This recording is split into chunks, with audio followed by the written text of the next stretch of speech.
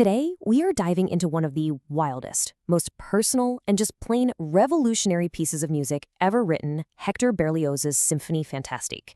Because this, my friends, isn't just a symphony. It's a full-blown narrative of love, obsession, and a very, very bad trip. But here's the thing, we're not going to start at the beginning. No. To really get why this piece was such a bombshell, we need to jump right into the deep end, into the absolute madness of its finale. And look, don't just take my word for it. The great Leonard Bernstein himself called this the first psychedelic symphony, the first musical description of a trip written, by the way, over 100 years before the Beatles even existed. So what does a psychedelic trip from 1830 even sound like? Well, imagine this. You're at your own funeral, but instead of solemn grief, the air is thick with the cackles and shrieks of witches. There's demonic laughter echoing all around you, and you're surrounded by grinning, grotesque monsters. This isn't just music, it's a hellscape painted with sound. So you have to ask yourself, how on earth did this happen in 1830? I mean, this is just 3 years after Beethoven died. How did we go from the heroic, uplifting ode to joy to this? To answer that, we have to rewind and find the source of the composer's obsession. And it turns out, the story behind the symphony is every bit as dramatic and over-the-top as the music itself. It all boiled down to a young composer and an obsession that completely consumed him. So get this, our guy, Hector Berlioz, is 26 years old in Paris. He sees an Irish actress named Harriet Smithson on stage and he just snaps. He falls completely and totally in love. He's sending her flowers, writing these desperate letters. He even rents an apartment near hers. Total stalker territory. And, not surprisingly, she wants nothing to do with him. So, what does a rejected musical genius do? He writes a symphony about it, of course. To tell his story, he invented a brilliant musical device, something he called the idée fixe, French for fixed idea. It's this one melody, this specific tune, that represents his beloved Harriet. And this melody becomes his musical obsession, popping up in every single part of the symphony, just like the thought of her haunted his every waking moment. Now here's where it gets really clever. This melody, the idée fixe, it changes. At the beginning of the symphony, it sounds passionate, noble, almost shy. It's his idealized vision of her.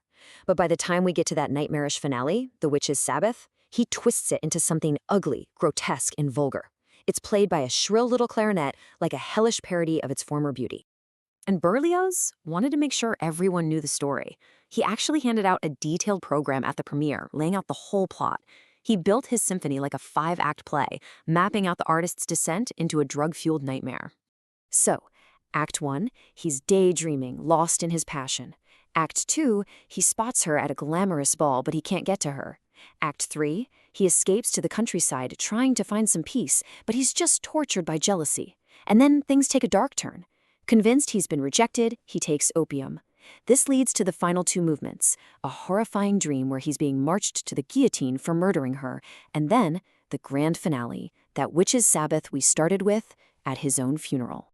And that's really the heart of it all. This isn't just a simple love story anymore. It's the story of how an artist's pure, idealized love can curdle and twist into a paranoid, hallucinatory nightmare of death and damnation. Okay, so to score this demonic funeral scene, Berlioz knew he needed more than just his personal theme. He needed a universal symbol for death itself. And he found the perfect one in a chant that was already centuries old. He uses the Dies Irae. It's Latin for Day of Wrath. This is an ancient melody from the Catholic Requiem Mass, the Mass for the Dead. For hundreds of years, hearing just the first few notes of this tune meant one thing and one thing only: Judgment Day. The Dies Irae is the ultimate musical meme for doom, and Berlioz uses it brilliantly. He gives the melody to the lowest, heaviest instruments in the orchestra, the tubas and bassoons, so it sounds like it's groaning up from the depths of hell. And then he smashes this sacred funeral chant right up against the grotesque, dancing theme of his beloved, who's now a witch. The effect is pure, blasphemous chaos. So, this fusion, this mashup of 2 powerful musical ideas, one deeply personal and the other universally understood, this is how Berlioz created something completely and utterly new. That combination is the key. He took his private obsession, the idée fixe, and he paired it with a public symbol of terror, the Dies Irae. This fusion of the personal and the universal created a symphony that didn't just feel like abstract music. It felt like a psychological horror film set to music.